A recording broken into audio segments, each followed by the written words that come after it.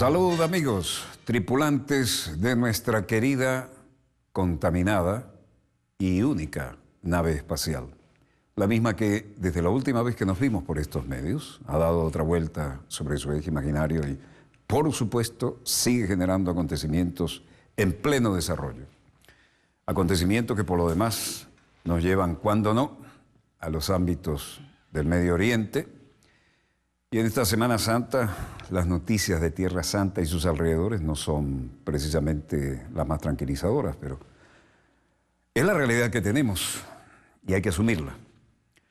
Por cierto, a última hora, desde Washington, el señor Kerry hacía referencia a que de alguna manera u otra se está cumpliendo el alto el fuego programado para Siria, ¿no? Esta es la gente que fabrica el enfermo y después regala el hospital, ¿no? Pero en fin, comencemos con Siria porque la situación así lo amerita y luego iremos transitando por otras latitudes y longitudes. Los acontecimientos en pleno desarrollo, una cosa dicen los políticos que dicen actuar de buena voluntad y otra la realidad en el terreno. Parecería, Palmira, la histórica Palmira, parecería que se cumple de alguna manera 80 a 90% el alto el fuego en Siria. Eso lo dijo John Kerry, lo expresó, que se cumplía en torno al 85-90%. Ahora, a los que le toca el 10% van muertos, ¿no? Rusia y Estados Unidos estarían contra Siria, dicen algunos. Lavrov coincidió con John Kerry en la importancia de la interacción de Rusia y Estados Unidos en Siria y destacó en particular que ambos países trabajan en busca de un equilibrio de intereses no solo de Moscú y Washington, sino de todas las partes involucradas, tanto en el interior de Siria como en la escena internacional.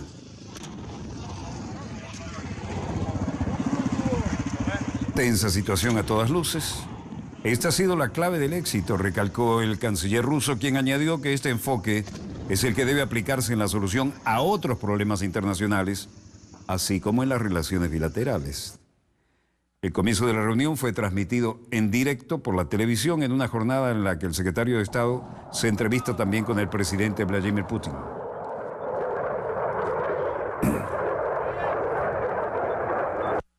La realidad del teatro de operaciones es la que estamos viendo. Bueno, John Kerry dijo que en Moscú que una frágil tregua en Siria ha reducido los niveles de violencia en el país, aunque no lo suficiente, pero destacó que esperaba mayores flujos de ayuda humanitaria. Kerry hizo estas declaraciones al inicio de una reunión con el ministro de Relaciones Exteriores de Rusia, Sergei Lavrov, y más tarde se reuniría con Vladimir Putin.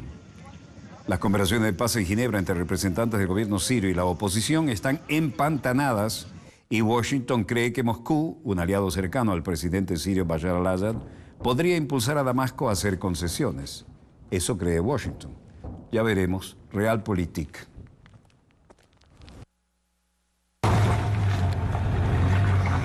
La realidad en el terreno nos llega a través de este medio que parece estar vinculado a las actividades militares sirias y no es precisamente muy tranquilizador. Es justo decir que hace 3 semanas había muy pocas personas que creyeran en un cese de hostilidades y que este fuera posible, dijo Kerry cuando se encontró con Lavrov al inicio de las conversaciones en Moscú.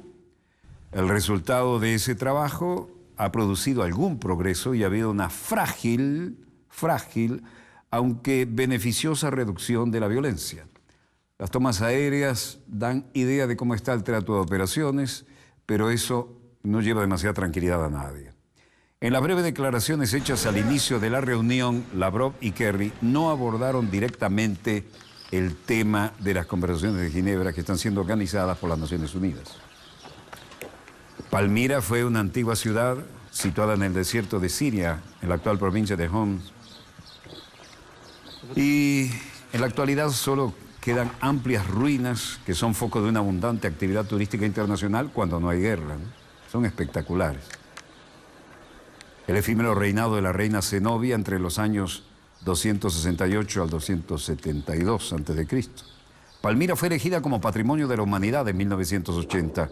El 20 de junio de 2013, la UNESCO incluyó a todos los sitios sirios en la lista del Patrimonio de la Humanidad en peligro ahora sí que están en peligro con la guerra, para alertar sobre los riesgos a los que están expuestos debido a los combates en Siria.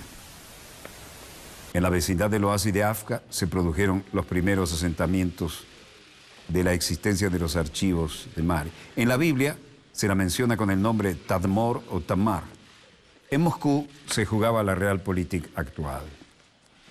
Ya decíamos que Lavrov y Kerry, dos pesos pesados, pero acá el que tiene más horas de vuelo en el cargo es Lavrov, por lejos.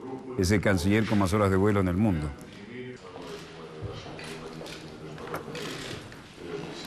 Mientras el ejército de Siria combate por el control de Palmira, John Kerry y Lavrov, miren la cara de Kerry, está más que serio, se reunía con el veterano de todos los cancilleres. There were very, very few people who believed that a cessation of hostilities was possible in Syria. Es justo decir que hace unas semanas había muy pocas personas que creían en las posibilidades de un cese de hostilidades en Siria. And it is undeniable that the result of that work has produced some progress. Y no se puede negar que el resultado de este trabajo ha producido algunos avances. Fragile, but nevertheless. Ha habido una reducción de la violencia frágil, pero sin embargo beneficiosa. Algunos dicen que un 85 o 90% en Siria.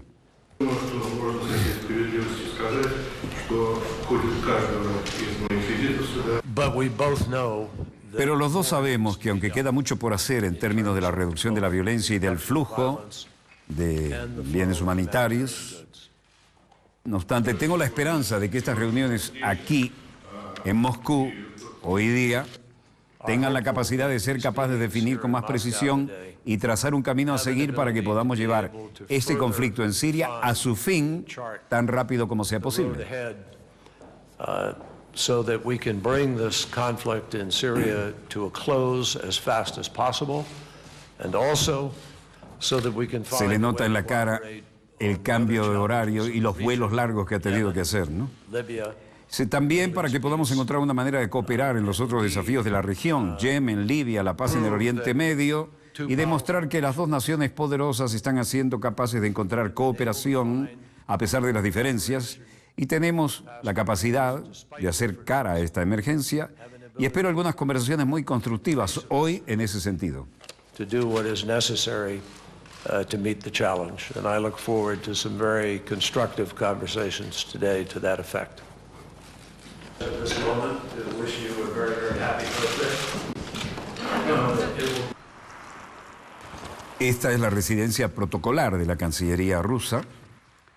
Es donde se hacen las reuniones a veces un poco menos formales que en otros lados. Y Vladimir Putin se reúne con el príncipe de la corona de Abu Dhabi. Las testas coronadas multimillonarias están haciendo lo suyo también en política exterior, ¿no? Se trata del Sheikh Mohammed bin Zayed Al Nahyan.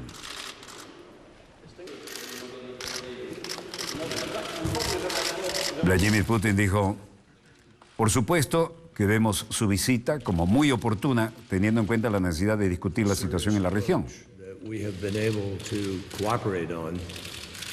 Has made a difference to the life of people in Syria and to the possibilities of making progress on peace. El pueblo de Siria y la gente de la región literalmente han sido capaces de probar y oler las posibilidades que significa tener una enorme reducción de la violencia y recibir ayuda humanitaria. As a result, have literally been able to taste and smell the possibilities of what it means to have a huge reduction in violence and to receive humanitarian assistance. A lo que Vladimir Putin dijo,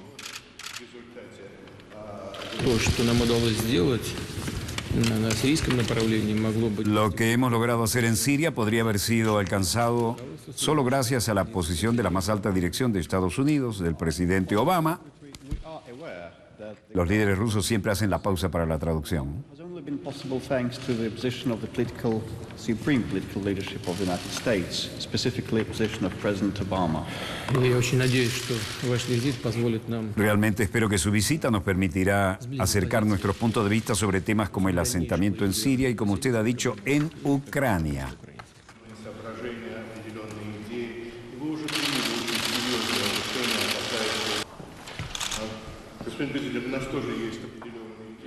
Putin se reunió además con el príncipe heredero Sheikh Mohammed bin Zayed Al Nahyan de Abu Dhabi y su comitiva.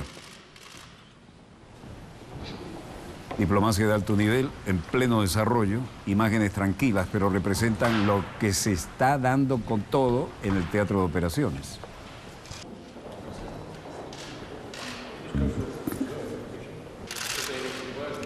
Los escudos de la vieja tradición rusa. Y Putin aquí dice: por supuesto que vemos esta visita como muy oportuna. и, разумеется, очень своевременным считаем ваш визит. Sobre todo teniendo en cuenta la necesidad de discutir la situación en la región. El príncipe heredero Sheikh Mohammed bin Zayed Al Nahyan respondió: estamos hoy en Moscú también porque Moscú juega un papel muy importante y serio en el Oriente Medio.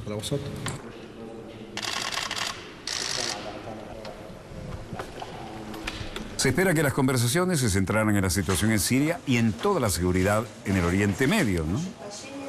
Y la Cancillería, como siempre, utilizó una de sus simpáticas voceras y había bastante quórum. Российская сторона с самого начала приветствовала налаживание американо-кубинского диалога.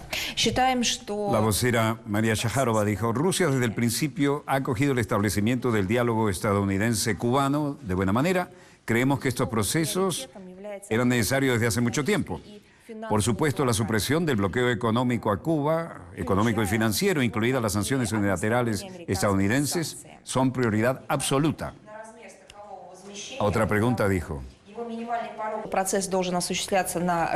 el proceso debe mantenerse en condiciones de igualdad, sin duda con respeto mutuo y sin que nadie pretenda imponer sus modelos políticos o socioeconómicos de desarrollo. Y por supuesto, sin palmaditas en el hombro. И, конечно, без похлопывания по плечу. Одну публикацию, она была очень резонансной. Interesante esa frase final, ¿no? El hecho es que Estados Unidos mantiene la base militar de Guantánamo, que también se convirtió en una cárcel ilegal y sigue siendo una situación muy odiosa. Bueno, Rusia respalda a Estados Unidos en cuanto al deshielo con Cuba, pero dice que hay mucho trabajo por hacer todavía, ¿no? ¿Recuerdan el drama nuclear espantoso de Chernóbil y los heroicos pilotos de helicópteros que fueron bombardeando el nuclear descontrolado, el reactor nuclear que estalló? Esos pilotos recibieron tal grado de radiación, porque apenas pusieron unas placas de plomo en el piso del helicóptero, que se enfermaron gravemente, e incluso Estados Unidos había ofrecido solidaridad.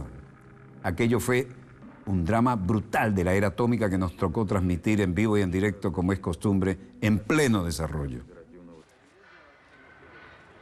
Un gerente de seguridad de medio ambiente, David Driscoll, en este aniversario brutal del accidente de Chernóbil, las imágenes que recordamos nos paran los pelos de punta, ¿no?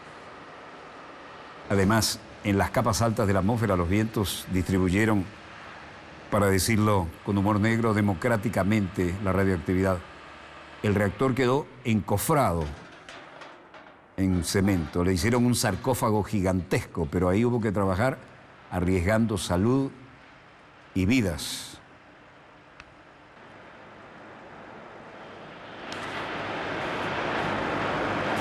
Gigantesco arco que bloquea la radiación de Chernóbil, que estará contaminando, vean cómo lo van cerrando bloque por bloque, se estará contaminando los próximos 100 años como mínimo.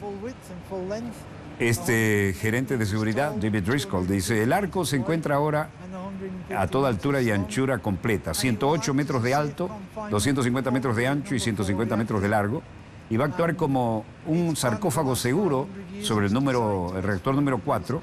Se prevé una duración de 100 años para este encubrimiento y se ha diseñado para ofrecer a Ucrania la oportunidad de desmantelar el reactor número 4 para que sea seguro para siempre.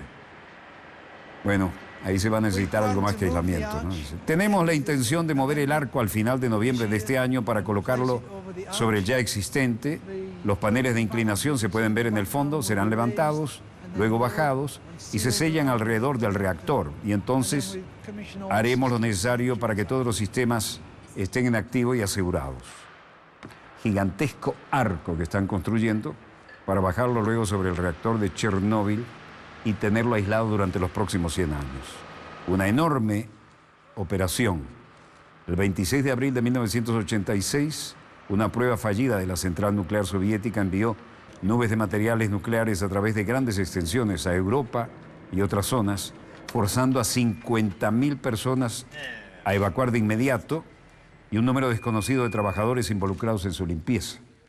El sarcófago de hormigón fue construido a toda prisa sobre el sitio del reactor y afectado para soportar lo peor de la radiación, pero una solución más permanente todavía se busca. Se transformó aquella en una ciudad fantasma, ¿no? Fácilmente visible desde kilómetros de distancia, el arco de 30.000 toneladas es el nuevo sarcófago de seguridad. El arco se encuentra ahora a toda su altura. Tenemos la intención de mover el arco al final de noviembre de este año para colocarlo sobre aquel reactor que salió de control y fue la peor crisis nuclear de la era moderna.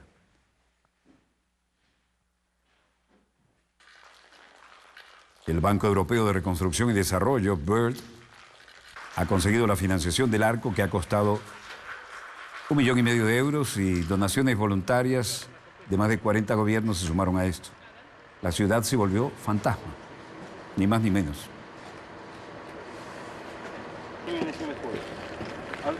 Incluso con la nueva estructura, la zona circundante, que es de 2.600 kilómetros cuadrados, 2.600 kilómetros, es aproximadamente el tamaño de Luxemburgo y permanecerá inhabitable, cerrado, solo los visitantes autorizados podrán actuar. Estas son las imágenes que pasamos en aquel fatídico año, donde fue la peor experiencia en el manejo de energía nuclear, que se sepa.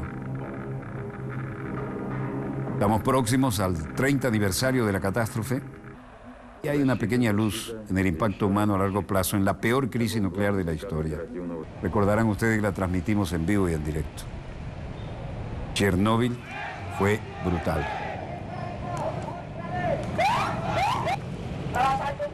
Esto es Yakarta. Es un tema donde aparece también Australia involucrada. Y esta es la embajada de Australia. El organizador de la protesta dice: exigimos a Australia salir de la zona de la frontera marítima de Timor Oriental. Y también exigimos a Australia que termine con la controversia fronteriza marítima con un tribunal interno, debido a que la frontera marítima que le corresponde de Timor Oriental fue llevada ilegalmente por Australia y es el robo de los recursos naturales en la frontera. Timor Oriental y Australia, y Timor dice que Australia les ha robado territorio y está explotando lo que no le corresponde.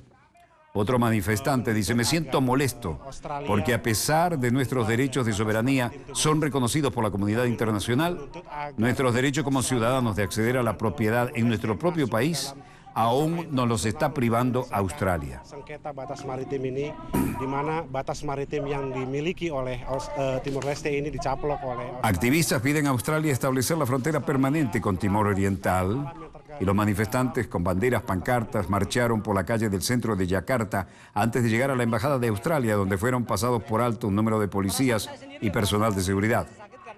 Exigimos a Australia salir de la zona de la frontera marítima de Timor Oriental. También exigimos a Australia que ponga fin a la controversia fronteriza marítima con un tribunal especial, debido a que la frontera marítima que le corresponde a Timor Oriental se la llevó por delante Australia. Y Australia es el ladrón de los recursos naturales en la frontera. Beijing, Cancillería, su vocera, Hua Chunying, daba la rueda de prensa habitual.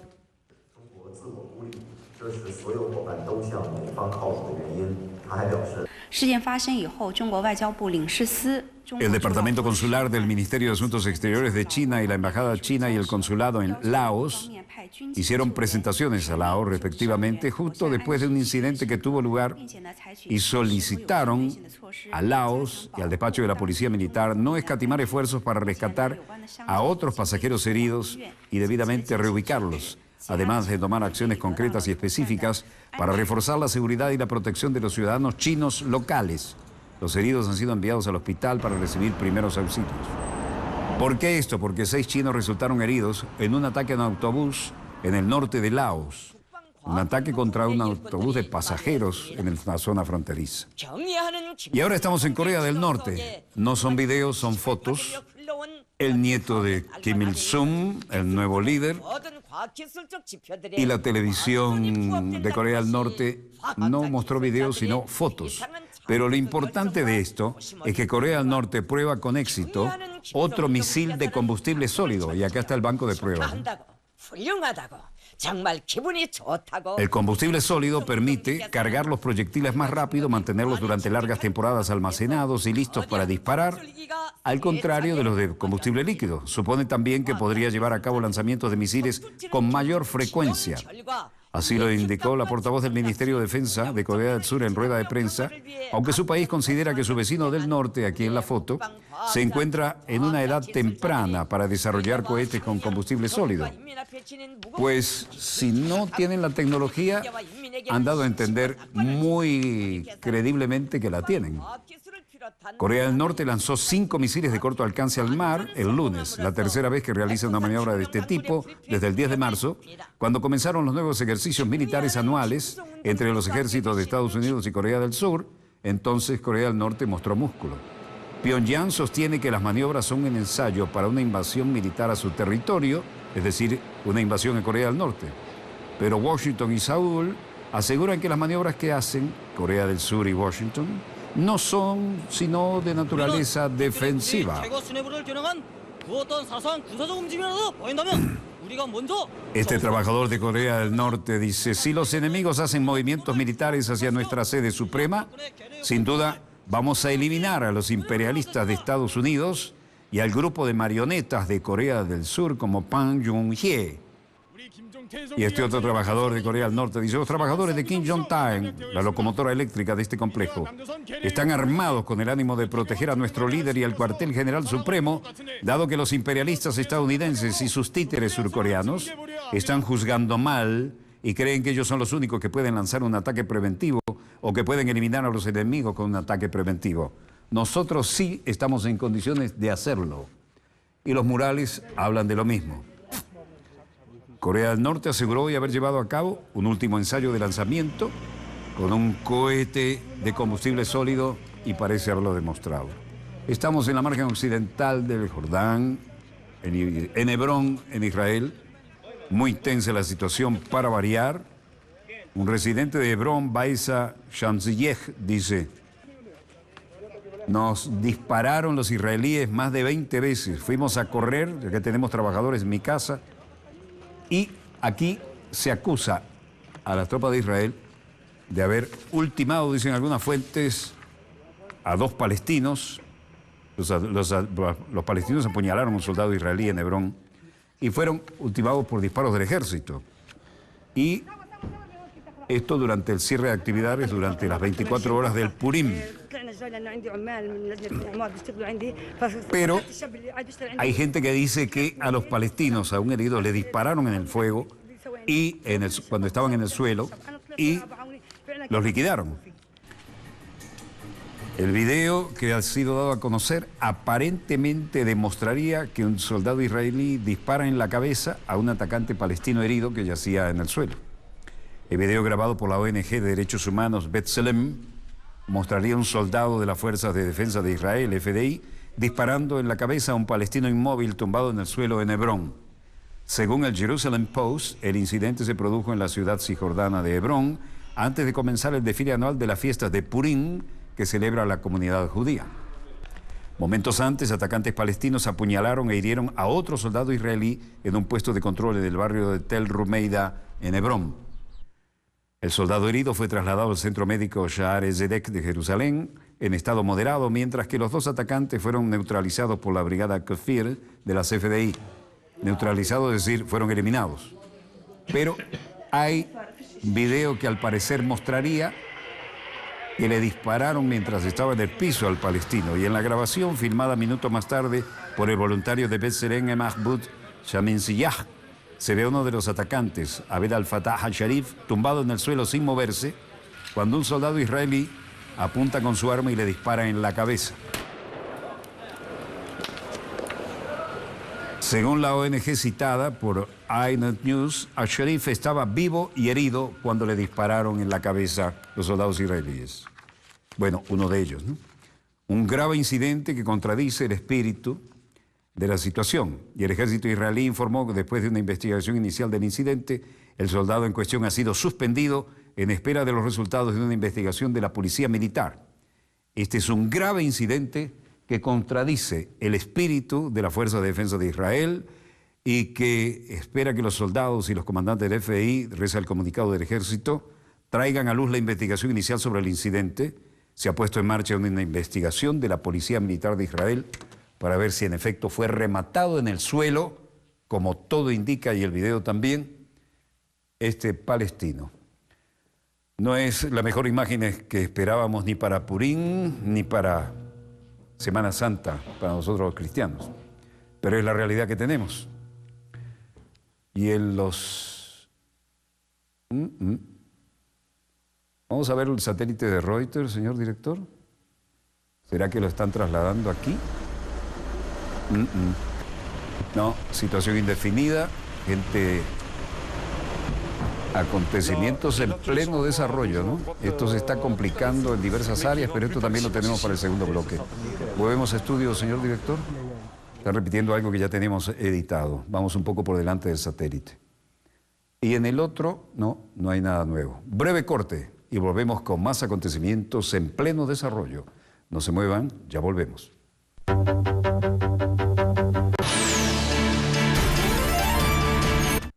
Volvemos con más acontecimientos en pleno desarrollo. Y aparte del Purim, los hermanos del Antiguo Testamento, habrá aquí decir Hag Sameach de alguna manera, ¿no? Pero nosotros estamos en el Jueves Santo y esto nos lleva un poco a la Santa Sede. Por lo tanto, hay que ir al Estado Vaticano.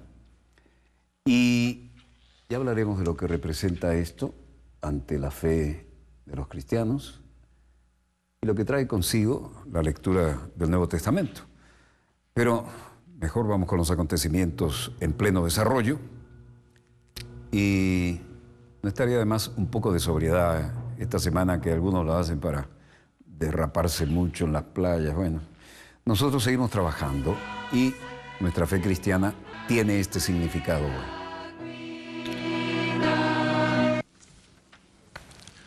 Dal libro dell'Esodo. In quei giorni. El Jueves Santo es una fiesta cristiana que se celebra el jueves anterior al Domingo de Resurrección dentro de la Semana Santa y que abre el llamado Triduo Pascual. En este día la Iglesia Católica conmemora la institución de la Eucaristía en la Última Cena y el lavatorio de los pies realizado por Jesús. Figli dello stesso Dio, che vogliamo vivere in pace. El deseo de vivir en paz, dicen.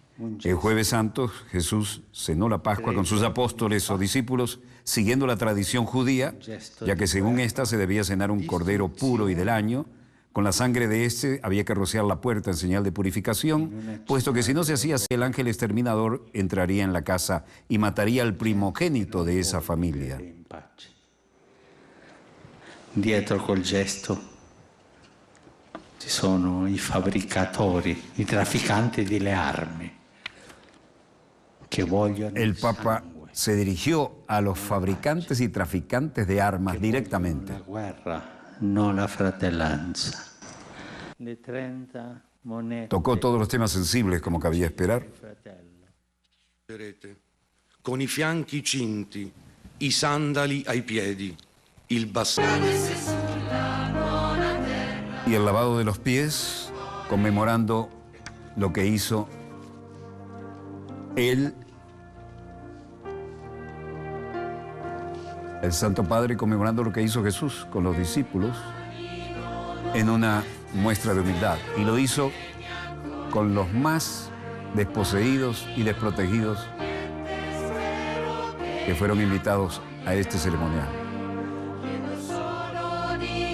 El lavatorio de los pies recuerda a Jesús lavando los pies de sus discípulos. Y la oración de Jesús en el huerto de Getsemaní. Y luego el beso de Judas y el arresto de Jesús. El Jueves Santo se conmemora la institución de la Eucaristía en la celebración de los santos oficios. Una vez que estos han terminado, se rememora la agonía, la oración de Jesús en Getsemaní y la traición de Judas y la aprehensión de Jesús. Y por la mañana tiene lugar la llamada misa crismal, presidida por el obispo diocesano y la concelebrada en su presbiterio. Se consagra el santo crisma, se bendicen los óleos que se emplearán en la administración de los principales sacramentos y junto con ellos los sacerdotes renuevan las promesas realizadas el día de su ordenación. Los oficios de Semana Santa llegan el Jueves Santo a su máxima relevancia litúrgica, misa vespertina en la Cena del Señor, y esa tarde se da comienzo al Triduo Pascual que culminará en la vigilia que conmemora en la noche del Sábado Santo, el domingo de Pascua, la resurrección de Jesucristo. Los más humildes, entre los humildes, fueron atendidos por el propio Santo Padre.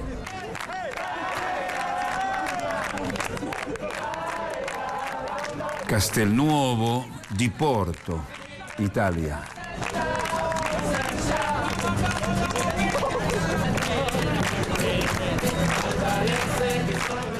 Musulmanes, hindúes, católicos, coptos, evangelistas, hermanos, hijos del mismo Dios que quieren vivir en paz e integrados. Eso decía hoy el Papa y otros todavía buscan que esto se haga realidad.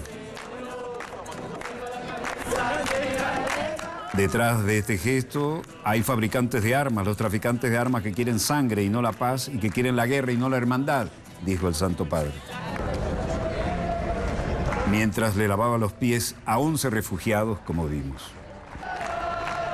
Aquí estamos en Bruselas, Bélgica, un evento participante en la solidaridad, canciones y lágrimas y la solidaridad como causa, para calmar los dolores después de los ataques en Bruselas.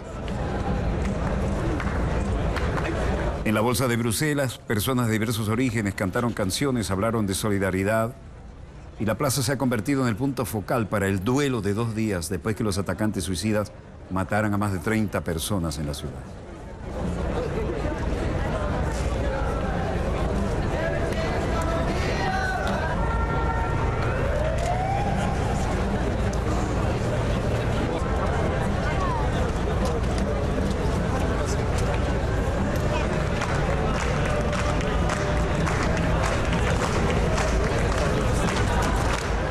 Cuando decimos en pleno desarrollo, es en pleno desarrollo.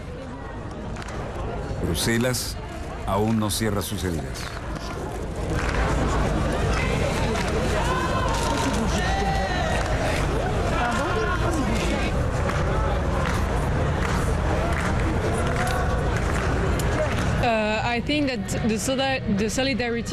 Creo que la solidaridad es aquí, es algo que en Bruselas estamos sintiéndolo así.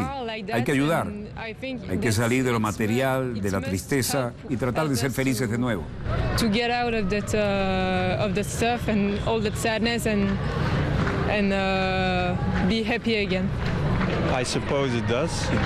Supongo que sí, se une a las personas para que se les pueda ayudar, para que sea mejor y venir aquí a curarnos de lo que pasó en los ataques, por lo que creo que esto sí puede ser una ayuda en sí.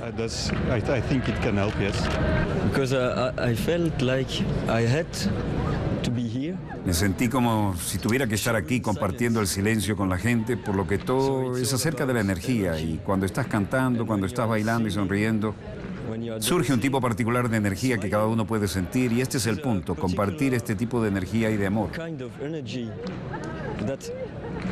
Everyone can feel. And so this is the point, to share that kind of love energy.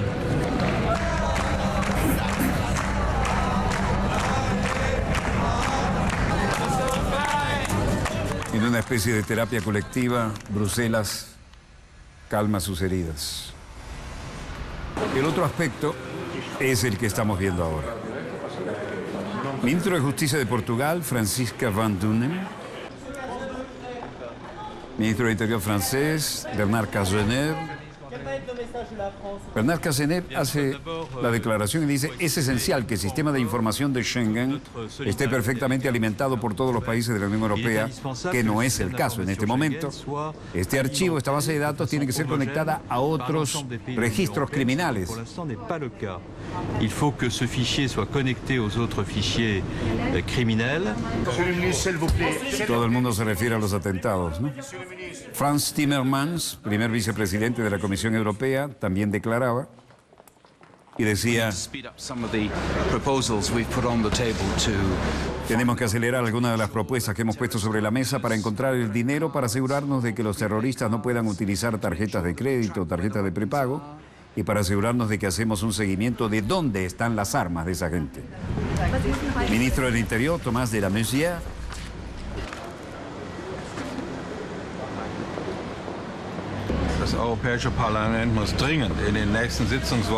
El Parlamento Europeo tiene que ratificar el acuerdo de los datos de pasajeros de todos los vuelos durante su próxima sesión plenaria. En segundo lugar, el intercambio de información sobre seguridad entre los Estados miembros tiene que ser reforzado. El ministro de Interior de Holanda, Ronald Plasterk, dice: no vivimos en un estado policial, por lo que puede ocurrir que las personas efectivamente hagan cosas horribles. Lo que tenemos que hacer es estar juntos y trabajar juntos.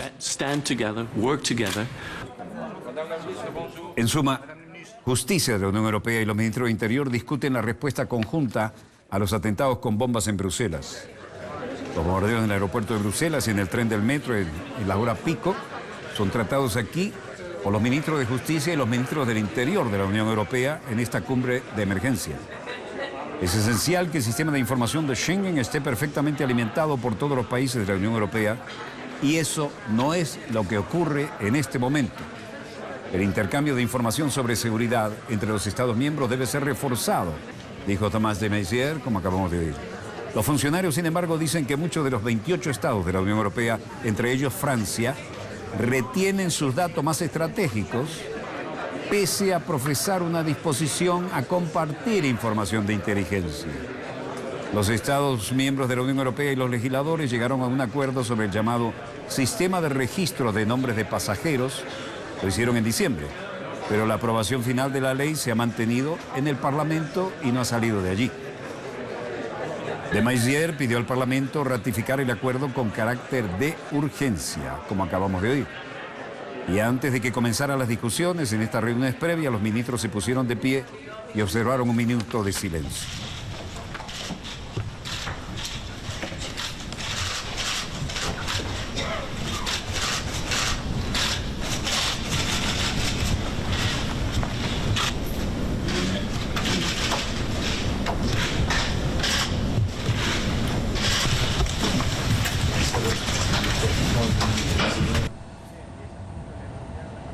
Mientras esto ocurría allá, en Argentina, Obama evita criticar el papel de Estados Unidos en el apoyo y sostenimiento de la dictadura en Argentina.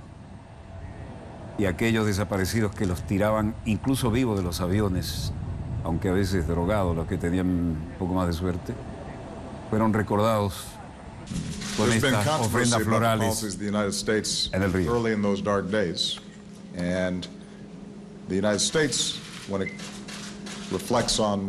Ha habido controversia acerca de las políticas de los Estados Unidos a principios de esos días oscuros, y los Estados Unidos, cuando se reflexiona sobre lo que ocurrió aquí, tiene que examinar sus propias políticas, así como su propio pasado. La democracia tiene que tener el valor de reconocer cuando no ha estado a la altura de los ideales que defendemos y hemos sido lentos para hablar a favor de los derechos humanos, y ese fue el caso aquí.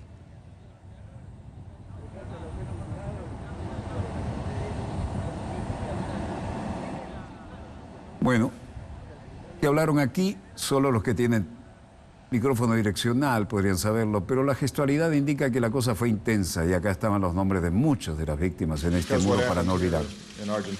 Debido a lo que ocurrió aquí en Argentina, no es exclusivo de Argentina y no se limita al pasado. Cada uno de nosotros tiene la responsabilidad de todos y todos los días para asegurarse que donde quiera que veamos la injusticia, donde veamos el Estado de Derecho burlado, seamos testigos honestos, que estamos hablando, que estamos examinando nuestros propios corazones y asumir la responsabilidad para hacer de este un lugar mejor para nuestros hijos y nuestros nietos. Pese a todo, Obama evitó criticar el papel de Estados Unidos en el sostenimiento a muerte de la dictadura argentina en aquellos años. Estos son los muros de los que se pudo confirmar y a los que se le honra. Y esto es en recuerdo de aquellos que lanzaron al Río de la Plata, incluso desde aviones. Parte de esta memoria colectiva que nos abraza. Lucharon por una patria grande, justa, libre, solidaria e inclusiva. Y a pesar de las pérdidas, y a pesar del dolor, y a pesar de hoy estar viviendo un retroceso en materia de derechos en el país, nunca perdimos ni perderemos las esperanzas. Sabemos que son posibles los imposibles. A 40 años del golpe genocida, a 40 años de lucha, memoria y militancia, sin derechos no hay democracia. La cruel ironía es que Obama dijo que quería ver las tumbas de los desaparecidos de la dictadura argentina. Parece un evidente contrasentido. Si están desaparecidos no hay tumbas, ¿no? La comidilla fue larga y en desarrollo. Un encuentro que gente que tiene memoria, un encuentro militante. Por eso vamos a gritar con todas nuestras fuerzas. 30.000 detenidos desaparecidos, presentes, ahora y siempre, ahora y siempre, ahora y siempre. Gracias.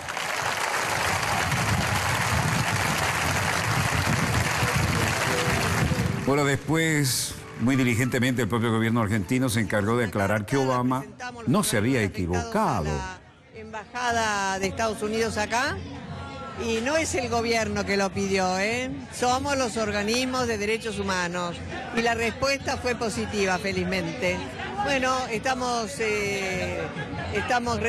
reconociendo ese gesto de Obama y esperemos que esto se resuelva rápido y que rápidamente tengamos noticias de esas posibilidades de encontrar dónde están los que mataron, de saber quiénes fueron los responsables y las abuelas, dónde están nuestros niños.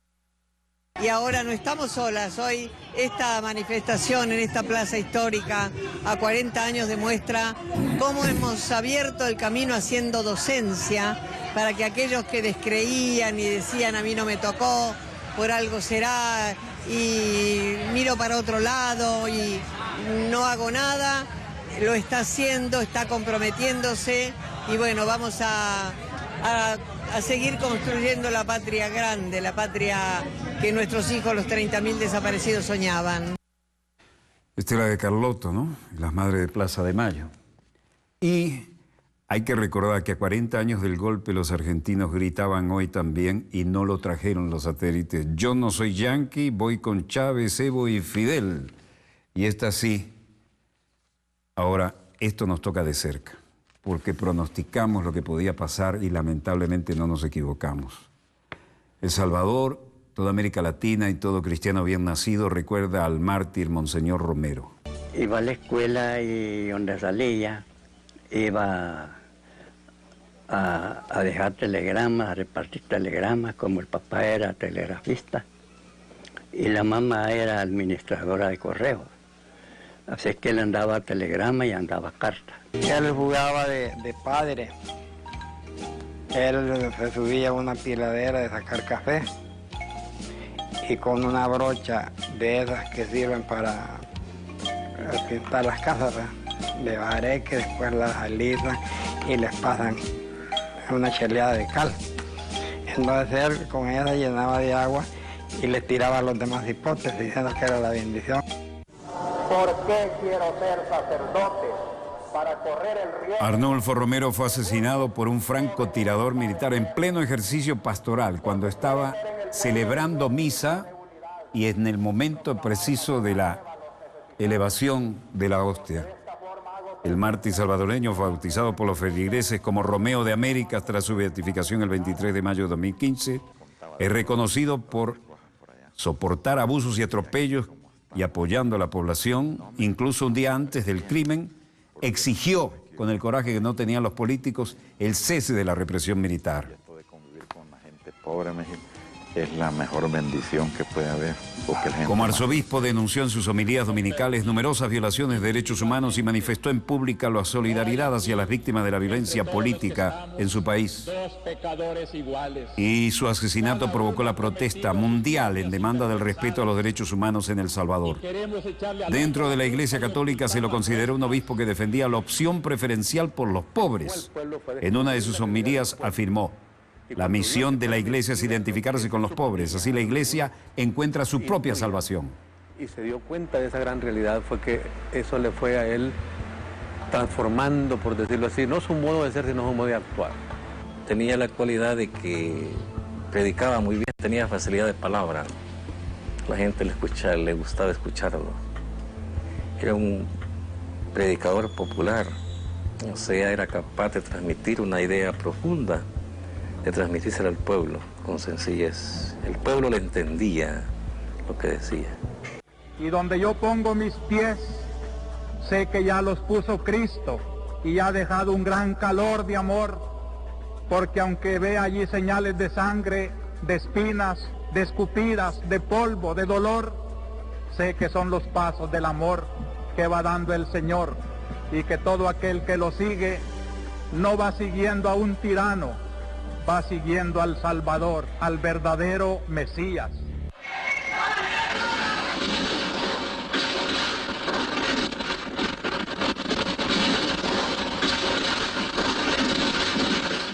Los que siguen dossier desde hace años recordarán esta masacre en plena Le tenían muchísimo catedral. miedo a Monseñor Romero, solo porque decía la verdad.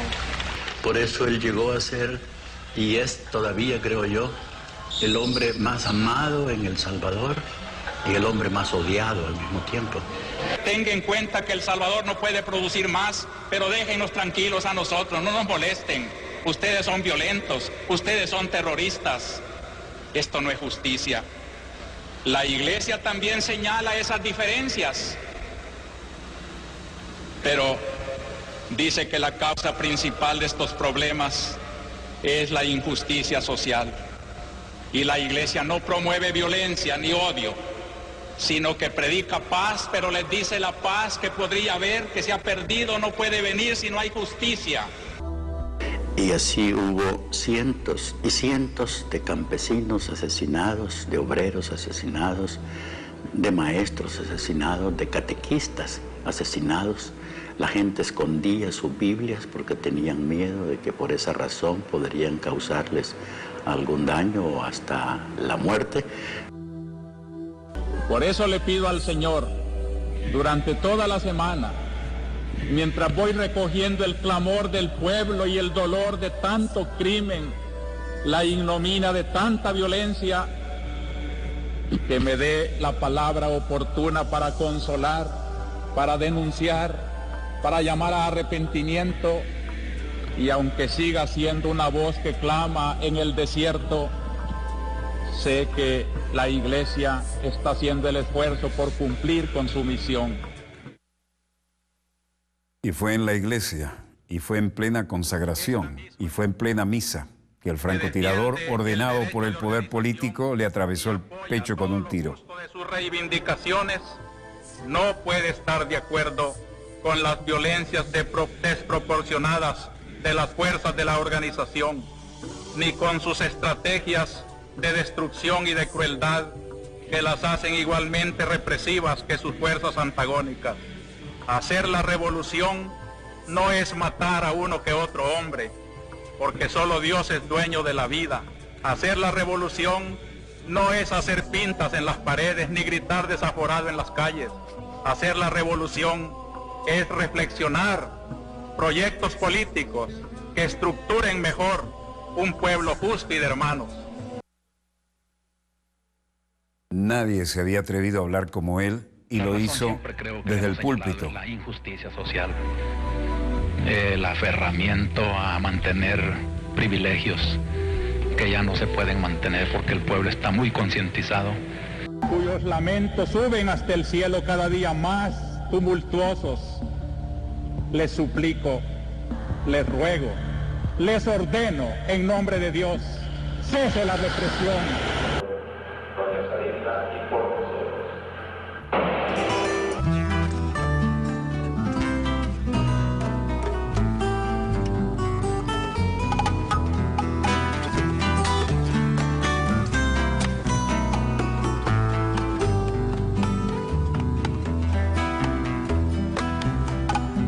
Te ofrezco yo la mirra de mi ceguera, el oro de mi corazón, el incienso de las alabanzas. Mientras tenga voz en mi garganta, te alabaré en esta vida, con la esperanza de que al terminar esta jornada se abrirán mis ojos para verte por siempre en la resurrección del último día.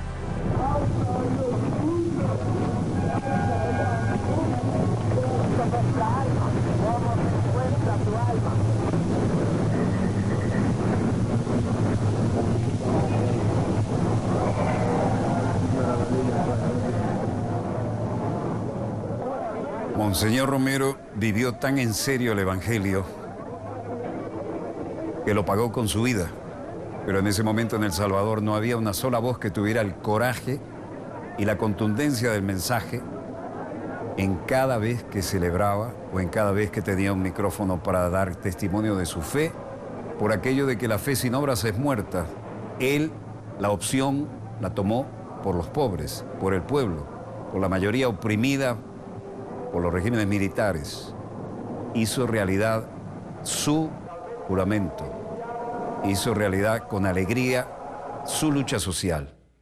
Y ese Monseñor Romero, recuerdo que hicimos en aquella época un mural, pusimos una frase de él, no había, todavía internet no era de uso civil, recibíamos las noticias por teletipo.